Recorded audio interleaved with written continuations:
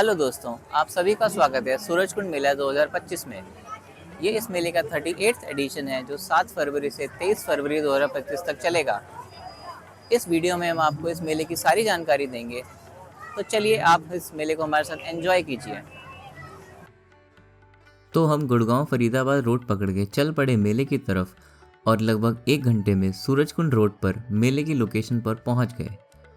हमेशा की तरह इस बार भी मेला बढ़िया ऑर्गेनाइज हुआ है और काफ़ी सारी पार्किंग अवेलेबल है मेला ग्राउंड में।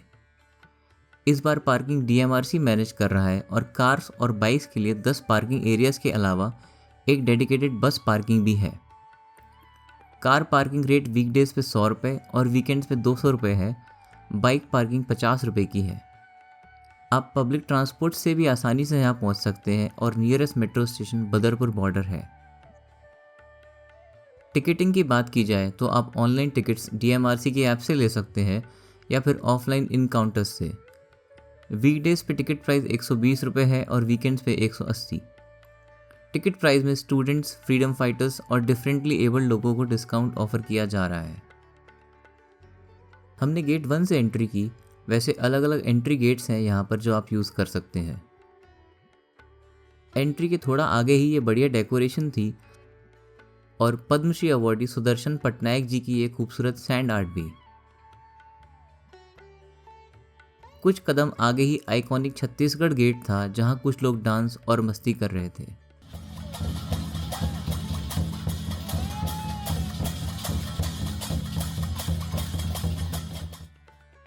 हमने मेला एक्सप्लोर करना शुरू किया और सबसे पहले पहुंचे ओडिशा जोन में, क्योंकि ये इस बार का थीम स्टेट है। यहाँ पर सैकड़ों कंडीलों की ये डेकोरेशन मन मोह रही थी, पर जैसे कि आप वीडियो में आगे देखेंगे शाम को इनका लुक बिल्कुल अलग ही आता है। यहाँ पर ओडिया आर्टिस्ट के स्टॉल्स पर आप शॉपिंग एंजॉय कर सकते हैं और कुछ स्टैच्यूज की मदद से यहाँ ओडिशा के कल्चर को सुंदर तरीके से दिखाया गया है। हमेशा की तरह इस बार भी देश विदेश से आए सैकड़ों आर्टिस्ट ने यहाँ स्टॉल्स लगाए हैं, तो हमने उनको एक्सप्लोर किया, जहाँ आप तरह तरह के हैंडीक्राफ्ट्स और बाकी आइटम्स देख सकते हैं।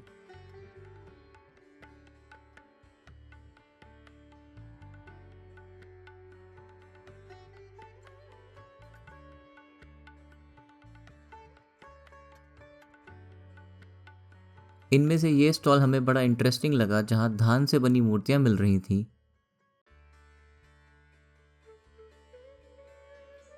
और इस स्टॉल पर हमें पहले पता ही नहीं चला कि ये एक्चुअली एक टेबल है। मेले में विजिटर्स बहुत एंजॉय कर रहे थे और बिल्कुल फेस्टिवल जैसा माहौल हो रहा था।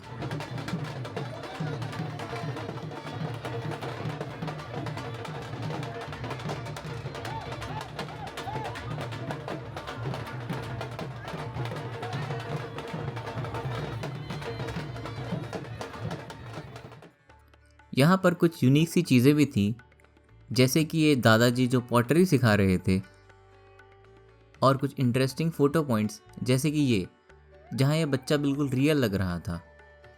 गेट 4 के पास की ये डेकोरेशंस हमेशा की तरह बढ़िया दिख रही थी, जहाँ पर इस चीते और इस राइनो के साथ बहुत लोग फ़ोटोज़ खिंचा रहे थे। अब वक्त हो गया था पेट पूजा का, तो हम पहुँच गए फूड कोर्ट, जहाँ बहुत सारे ऑप्शंस थे।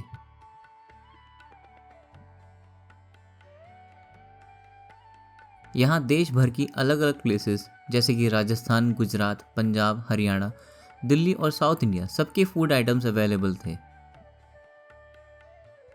इसके साथ साथ ही मेजर ब्रांड्स जैसे कि बीकानेर वाला, Taco Bell, Subway, Domino's, Pizza Hut, Wow Momo और वांगो, ये सब भी थे फूड कोर्ट में। नेक्स्ट हम गए चौपाल पर, जहाँ एक म्यूजिकल डांस परफॉर्मेंस चल रही थी।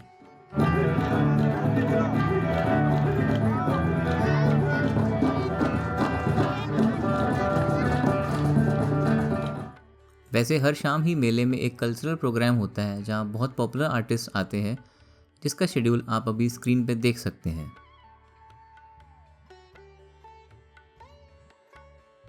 शाम की परेड देखने से पहले हमने इंटरनेशनल एरिया एक्सप्लोर किया। इस बार के पार्टनर नेशन बिम्स्टेक हैं। यहाँ पर भी लोग डांस करके फुल एंजॉय कर रहे थे।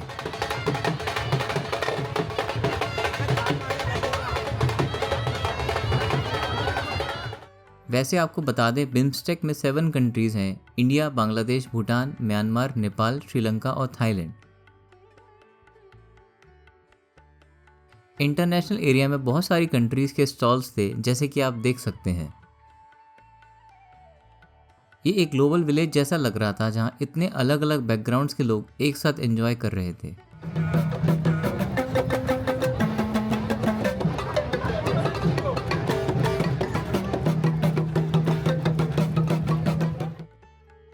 श्रीलंका के एक स्टॉल पर बच्चे और बड़े अपने फेस पे पेंटिंग भी बनवा रहे थे।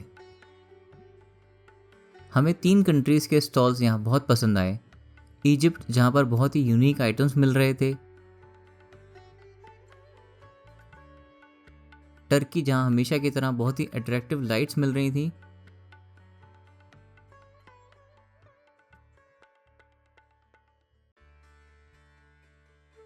और थाईलैंड, जहाँ पर लेडीज़ गिफ्टिंग और शो पीसेस के लिए बहुत सारे ऑप्शंस थे।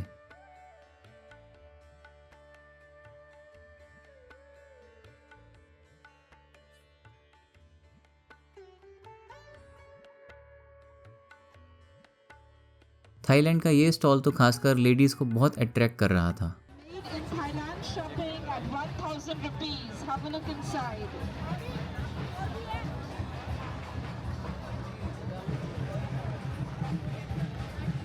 फिर हम मेन चौपाल के पास आ गए परेड देखने, जो इस मेले की हाईलाइट होती है और इसमें देश विदेश के आर्टिस्ट पार्ट लेते हैं।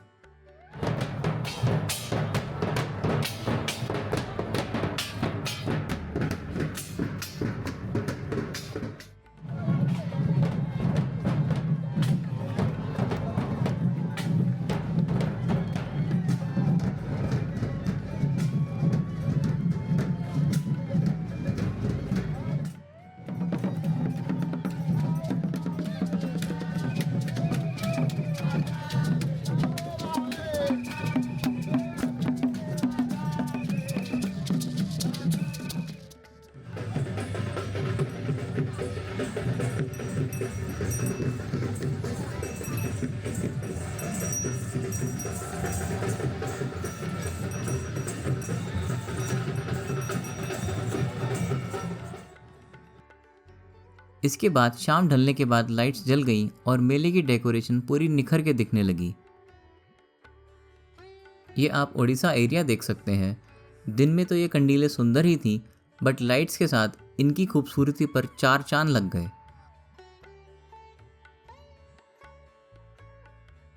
और हमने थोड़ी देर इस एरिया में एंजॉय किया।